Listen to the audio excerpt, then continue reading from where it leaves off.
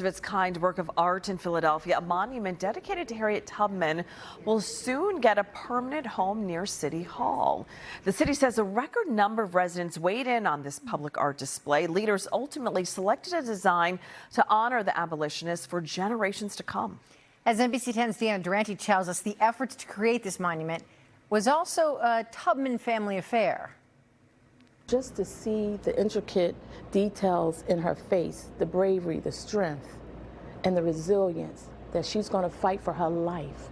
Born into slavery, Harriet Tubman didn't just escape. She returned to rescue others. She risked her own life to save the lives of many others. Danetta Green Johnson and Evelyn Green know of her history.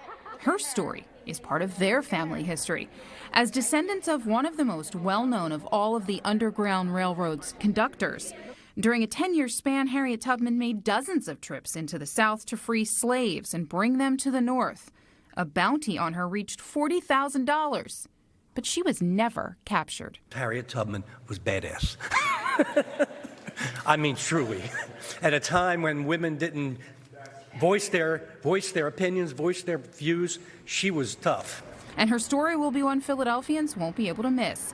This statue, a much larger creation, will soon sit at the northeast apron of City Hall. Being a black African-American artist, as well as somebody that grew up in a family of civil rights activists, it becomes extra special because now I feel like, okay, I can contribute to the narrative. I can now add on to the story. Alvin Pettit, a Maryland-based artist, has been selected to create his work of art for Philadelphia. To him, he wanted this single piece to tell more about Tubman than just one of her traits. Her strength, her fight for freedom, her faith, as well as her call to battle. We are so thankful that Harriet Tubman was not only an abolitionist to fight for freedom and equal justice, but she also was an extraordinary woman that led soldiers. Despite dozens of statues to Civil War heroes and historic Philadelphians in Center City, there are none like this one, the first black woman memorialized forever in the city's art collection. Pettit's design was selected over 4 others, and his design features Tubman in prayer, a rifle slung behind her as she stands on a mountain of chains and shackles, the ruins of the Confederate flag below.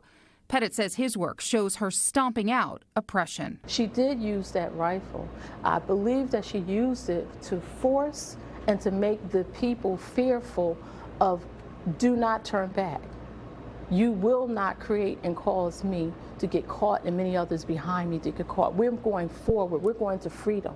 And Tubman's will join the monuments of others around City Hall by the fall of 2024. Deanna Durante, NBC10 News. That is going to be powerful.